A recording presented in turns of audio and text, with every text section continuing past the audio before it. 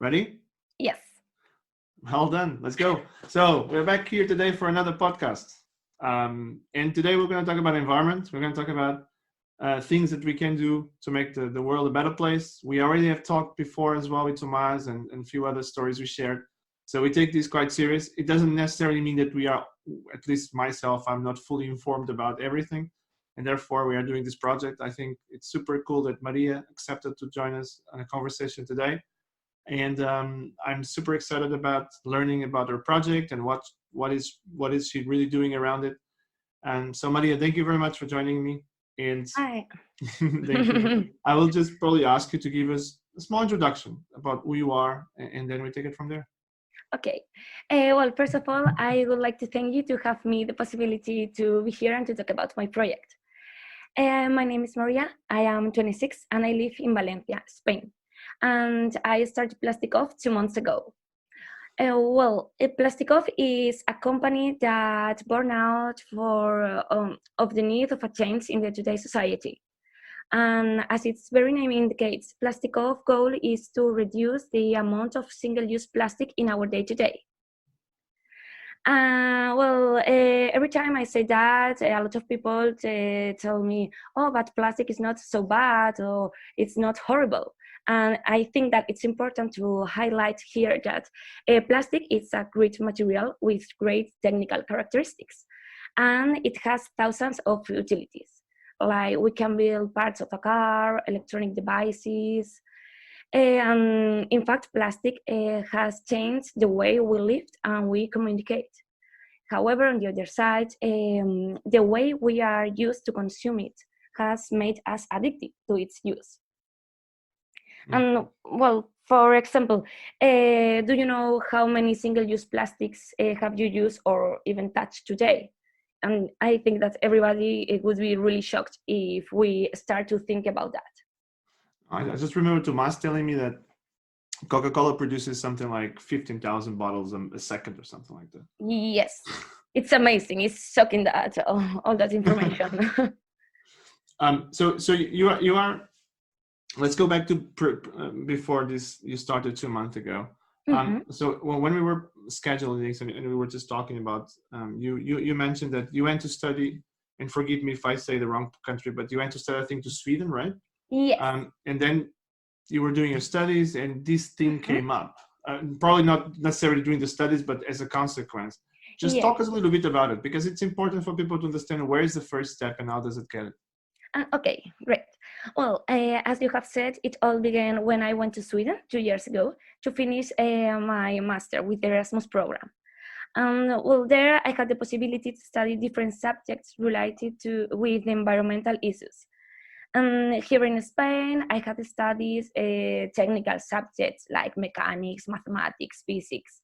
However, I was really surprised when I arrived to Sweden and I found out that I could study other kind of subjects. I remember that when I was there, I thought, wow, these people are taking really seriously the environment. And it was just the beginning. I realized there that people had much more environmental awareness than here in Spain. And I will give you some examples. I was shocked when in the coffee bar of the university, the coffee would be cheaper if you brought your own thermos. I mean, it costs the same a small coffee with a disposable cup than a thermos full of coffee, half a liter. It was the same price. And I was, wow, of course, I will bring my own thermo. Just to save money, right? Yes, just to save money. I was shocked. And I discovered there that everybody have to pay a supplement for every can or every bottle that was bought in a supermarket, and your money was returned back when you return these cans or bottle at the supermarket recycling area. Correct. Just for the record, this is also, I lived in Germany for a long time. And yes. It's also the same in Germany and so on. I was also shocked with that. And here in Spain, my grandmother told me that they were used to do that in the past.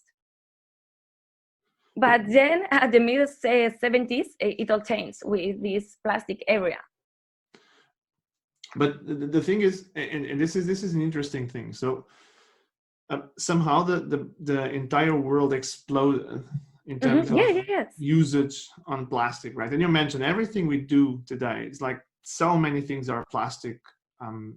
We became based. crazy addict to the plastic. Yeah, but the thing is, and this is my opinion, Maria. Yes. I also don't think that, for example, my mom or even myself, we get a lot of information about what is the impact of that, right? So I understand because I read Instagram and news, but it is not so clear for people. Why is that a bad thing? That's true. That's true. And this is what I discovered there in Sweden, because I didn't know when I was there, and I was very shocked when I thought, wow, how much waste do I generate at home? And it all starts there. I start to read different articles about plastic and how the society has become addicted to its use, and I was really alarmed. And the more I read, the more I realized that we need to do something, whatever. We need to change this situation. And so then you created, you come to this realization, and I will tell you my story. So when I was when I moved to Germany, so I was in other places in the US and so on, where I must admit the awareness of plastic is kind of, no one cares about it. Yes. I'm being a bit exaggerating. People cares about it, but it's like our awareness or conscious goes to the point where we say we split we do the kind of the recycling, we put it in different colors, and that's it. I'm done. But then I moved to Germany. The plastic. What? We have accepted that plastic exists, and we just have to recycle it. And yes. Yeah. And I will go back to that because Tomas, in the podcast I did before, he also brought that up as an interesting topic. But so I moved to Germany, and I was kind of, first time I went to a retail grocery center, the guy said, okay, so don't forget to bring the bottles. And I'm like, what are you talking about? What do you mean bring the bottles? He said, yeah, because you have this machine, you put the bottles in and you get the money out. I'm like, but I want my money now. And I was very, very shocked. And then I started to realize, and for the record, I don't think a lot of people does it because they are concerned about the plastic. They do it because they got the money back. Exactly. Which is fine. Yes. It's a motivation, right? That's okay. Exactly. But it goes back to the same point. We don't necessarily have the clear understanding of what is the impact and why we should reduce rather than recycle. Yes. In fact, we have a problem here because there's a lot of marketing that you should recycle. If you throw it to the yellow bin, it's going to disappear. But that's not true, and that's what a lot of people think. And in fact, I thought it before. And in this case, the marketing can be little bit confused. Of course, we should recycle, but it should be the last option, not the first one. And why I say that? Because I don't know if you know the concept of downcycling. No, well, maybe no? I know, but not by that name. Yeah. Well, each time we recycle something, and we used to think that the same product are made from our old ones. For example, if you put throw a bottle in the yellow container, you think you will have another bottle, but it doesn't happen. At least when we talk about plastics.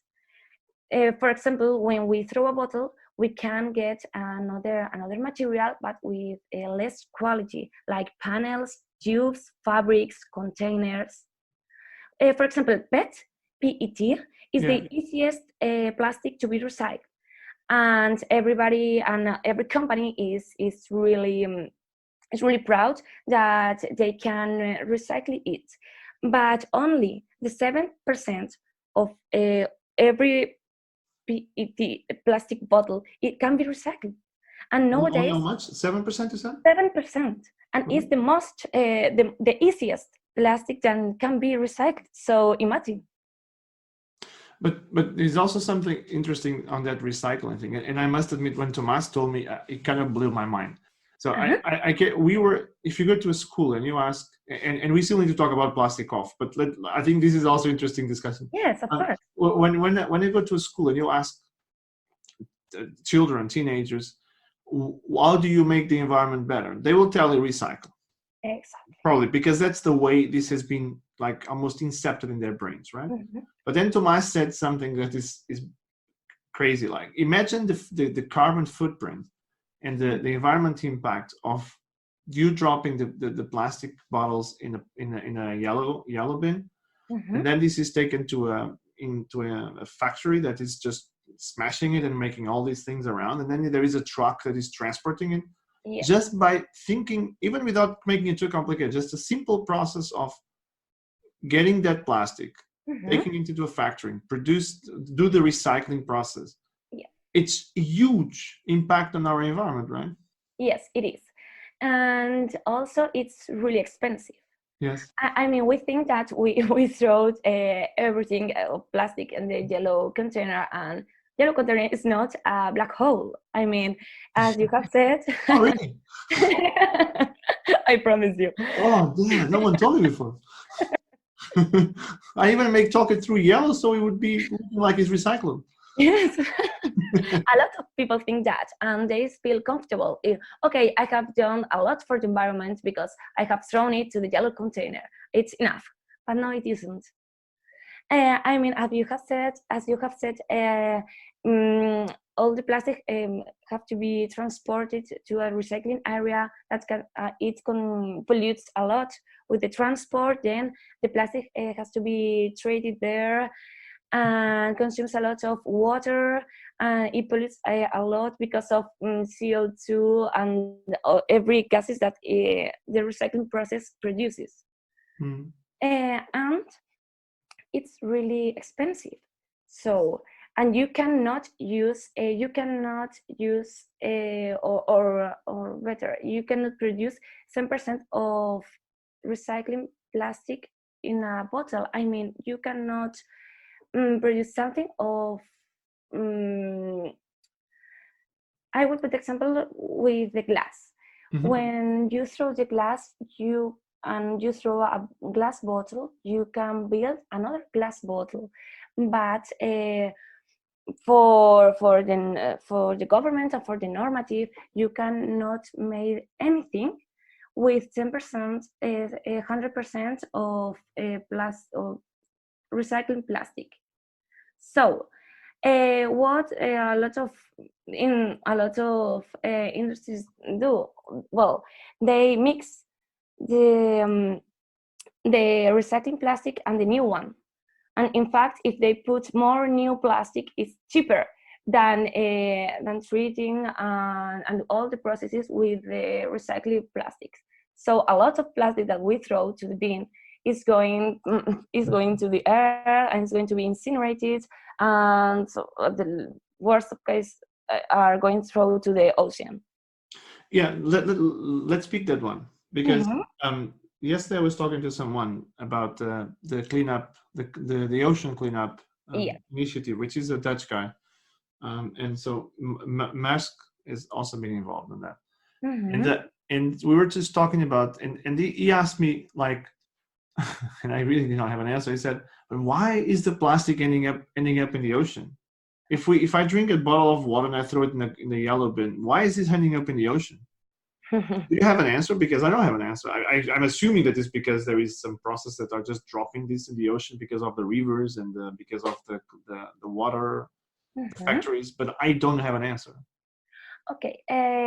Well, I have contributed. Well, I have worked with several clean oceans cleanup here in Valencia, to the coastal cleanup, and I was really shocked when I discovered taps, cans, bottles. It was crazy, and I did myself the same question. Well, a lot of people throw everything, or at least a lot of things, to the VC, and it's incredible. You don't go to the toilet just to throw your rubbish, but a lot of people do. Oh, really? In the WC? Yes. Okay, the toilet. Yes. And for example, 30% of plastic packages cannot be recycled.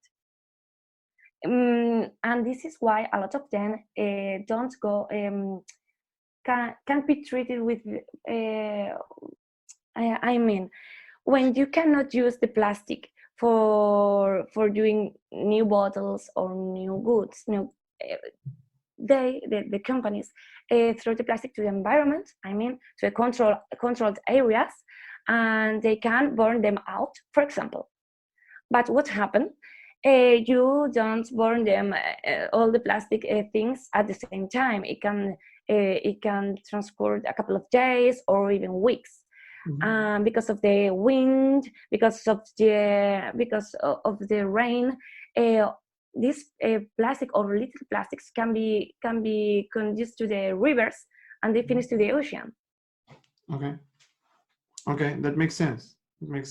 But and I have I think that it's interesting. The last time I went to coastal cleanup, I found a lot of little balls that were made of pure plastic. The companies buy this kind of pure plastic to make bottles, to make pens, to make everything. And they are really, really little. They are 5 millimeters, for example. And sometimes the boats, during the shipment, they are thrown into the ocean by accident. Mm-hmm. And all these little balls are in the beaches and in the oceans, and a lot of animals can eat them, and in fact they are dying because of that. Yeah, I remember it's not with plastic but with the cigarettes, with the story about the turtle. Yes. Maria, let's talk about do you feel less nervous now? Sorry? Do you feel less nervous now? Yes. that's the most important. Let's talk about plasticOff. So you explained me, and I feel on your passion that you are very passionate about these environmental causes, mm-hmm. and that's super cool. But then you created plasticOff 2 months ago, and the reason, just for the record, the reason why I called you for a podcast today is because I have talked to people that has done things for a while, but I also like to talk to people that is just starting, so we can also see after the progress of these stories and these projects. So talk to me about the plasticOff company, and what is this about, and what you are aiming to get with it. Well, as everything, plasticOff emerges from an idea, and in this case, the idea of changing this alarming situation. Well, currently I'm working in a company the whole day, so I thought that I have not too much time to make a huge change in the world. However, 2 months ago I tried it. And I stopped buying plastic bottles. I replaced my plastic toothbrush by bamboo one. I decided not to get more plastic bags in the supermarket. And for example, I use reusable fabric to carry my lunch at work. And it seemed easy. So I thought, okay, I can do that. And in fact, some colleagues in my work and friends started to ask me that what was wrong with me, what I was doing.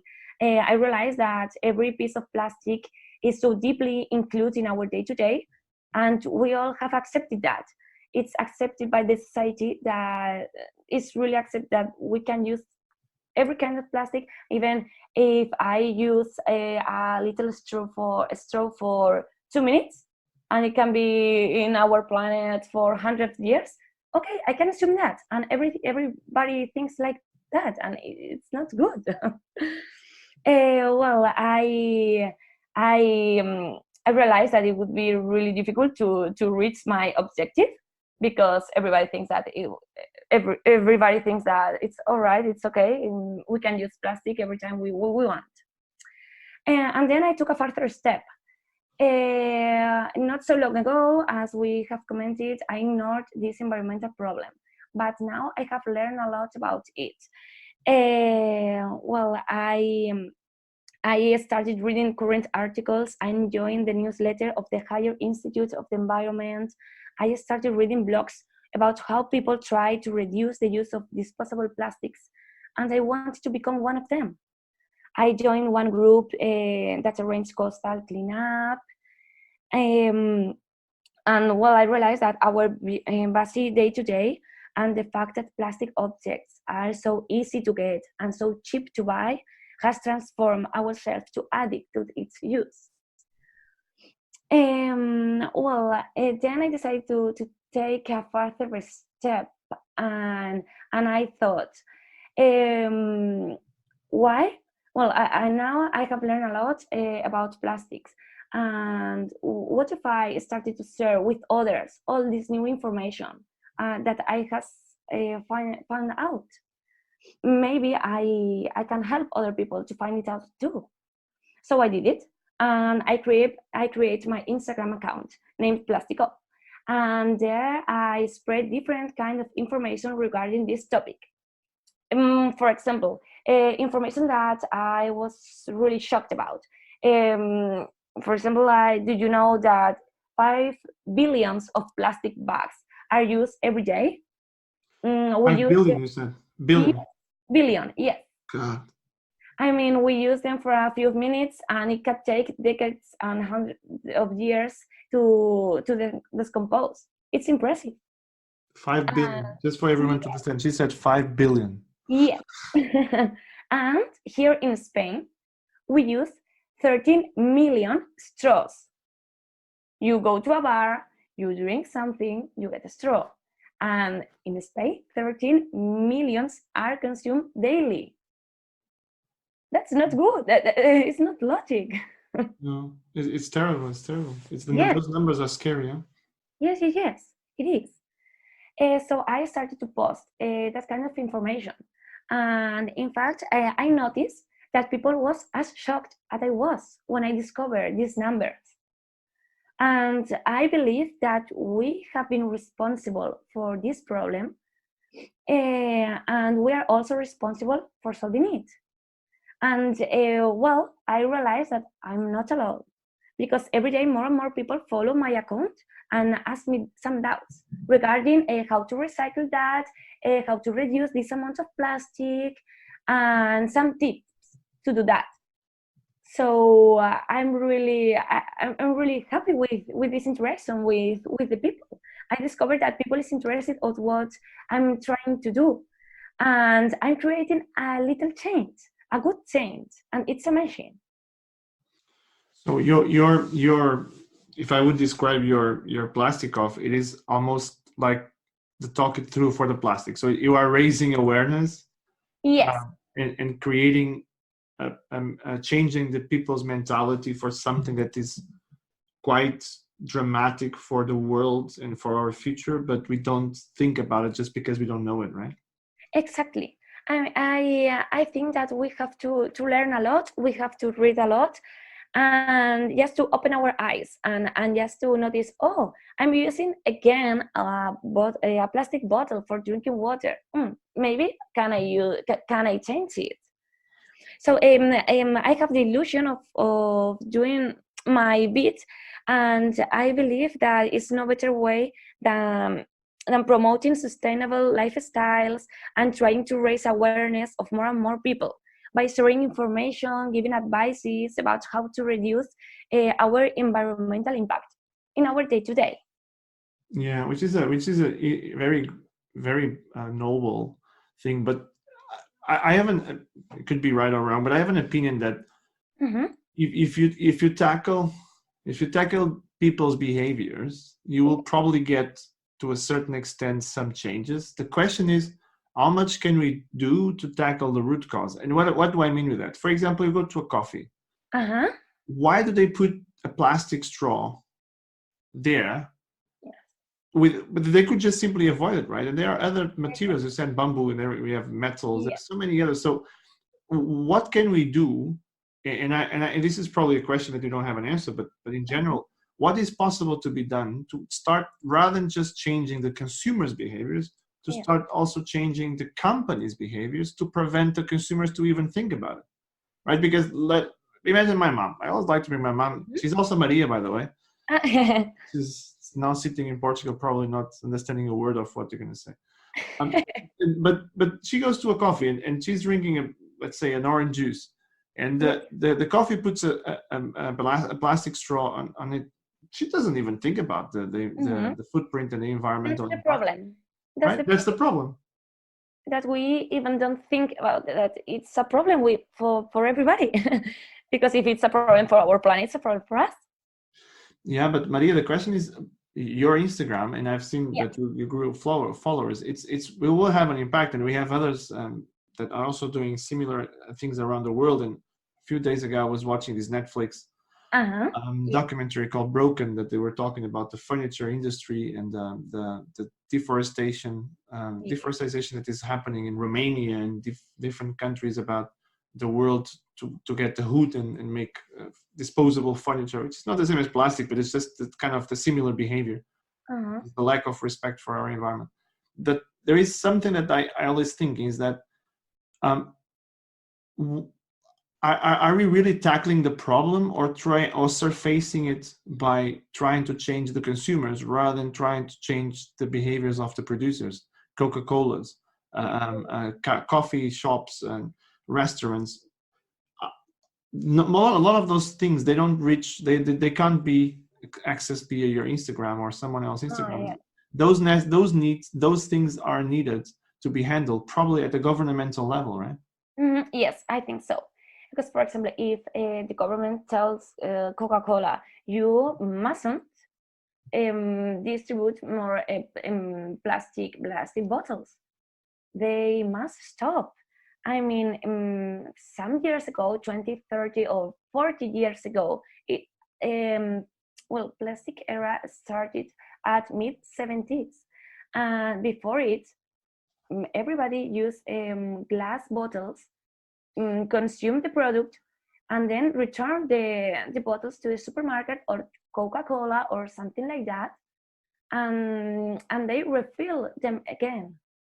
So it's possible to do that because the plastic and all the things that now you are used to, like straws, bottle of plastic, I don't know, everything, bags.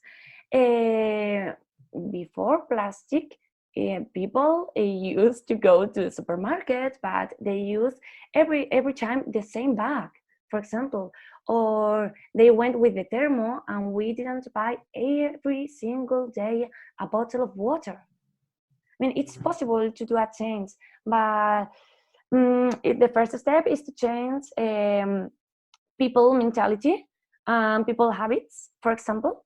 But the government has to act, of course. How is that in Spain?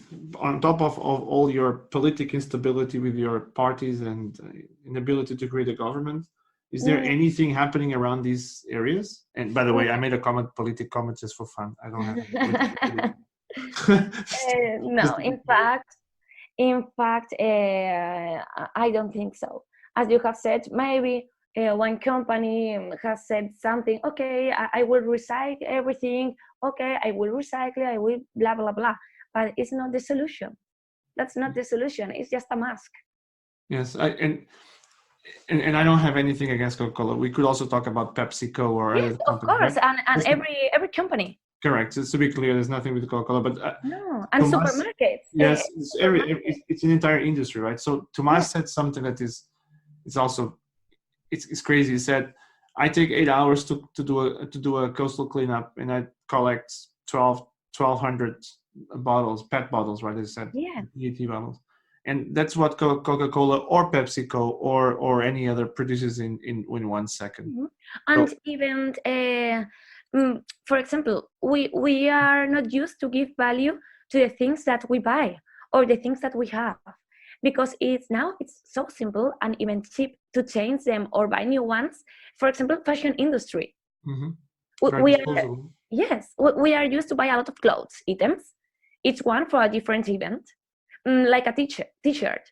It's generally really cheap to have one t-shirt. Why should I have only 1 or 2 if I could have 5 or 6? You see, if my wife listens to that, she will feel happy because I never do that. I just keep the same clothes for you. Yes. But she says I don't look fashion. But what we don't know is that every year, 2 million of tons of microfibers are thrown to the ocean. Yeah. Because we buy a lot of t-shirts because they are fashion. But I think now you touch something that is very interesting, and that's for me becomes a kind of almost an hypocrisy of the society. I see a lot of people talking about, let's prevent the usage of plastic, let's stop with straws, and let's stop with bottles. But then they have dozens of shoes, dozens of clothes, and they change all the time. It's a big hypocrisy, right? Yes, it is. So you need to be consistent. Exactly. Or at least you should know that, okay, you don't throw a plastic bottle, but you are wearing a lot of clothes and you are buying a lot of clothes, so it's also pollutes a lot. Yeah. At least you should know it. You can do whatever you want, but you should know that, okay, maybe you are a little bit hypocrisy. It's okay, but you should know. Yes. Did you ever think about, and maybe you just started 2 months ago, but you still think about it, try to create some kind of awareness program in the schools? Because I believe that if you tackle, I think our current society is in a place that it's harder to change the mindset overnight. But the 20% children in the world that are 100% of our future is the place that needs to be addressed, because they are our future, right? Did ever think about going and do some awareness sessions on those schools? Well, I would try to grow up a little and to be known by more people. So it would be great that I can go to some school to do a little speech, just to talk about this problem, just to put some examples, and even I would like to arrange a cleanup here in my city. It would be really, really, it's my passion. I would like to do that. And I think you should do that and connect with Tomas and make a hand. Yes, and I will try.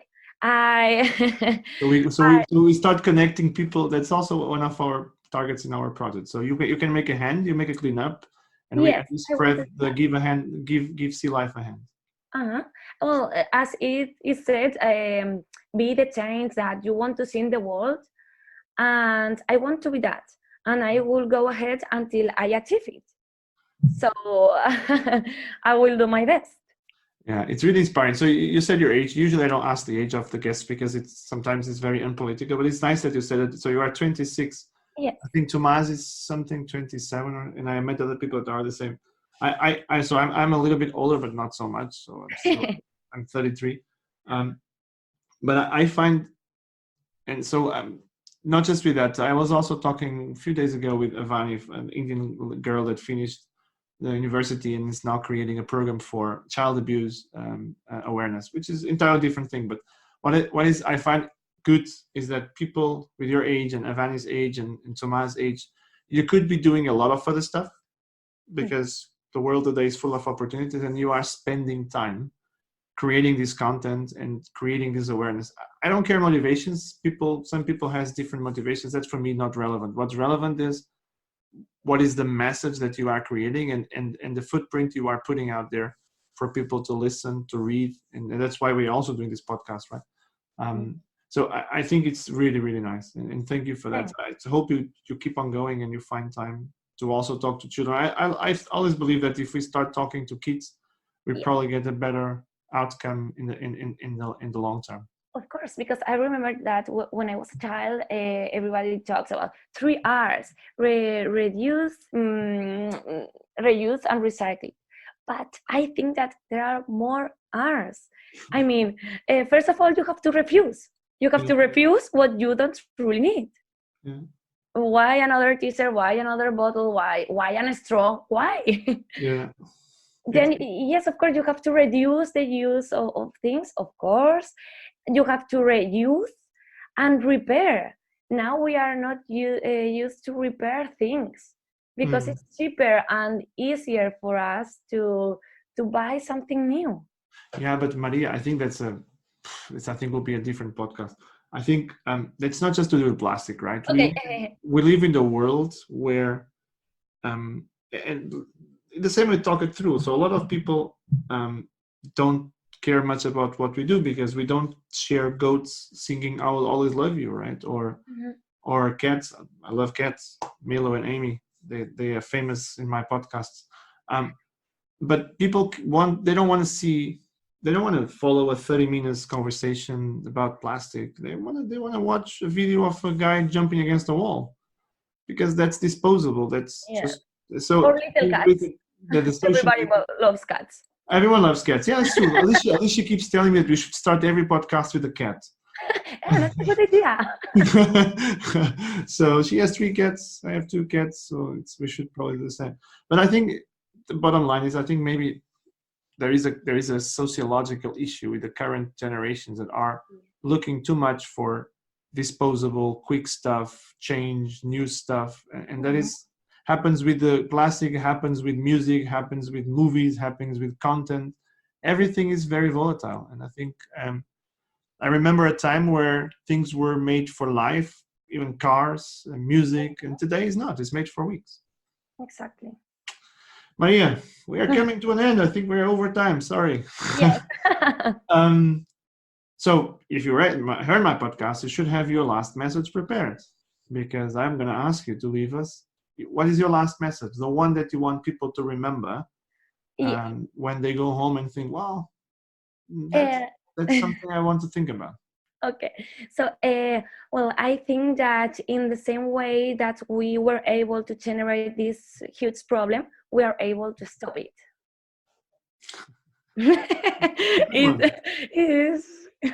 That's a good one. You prepared that well. Maria, I know that you were nervous about it. You told me that. Yes. I appreciate that you took the courage. Not everyone likes to be on the recording device and talking. I really appreciate it. Took that time, and I think it was a nice conversation, at least from my side. So thank you for that, and I hope you had as fun as I had. Yes, of course. Thanks a lot. Yes. Gracias. Gracias a ti. Vale.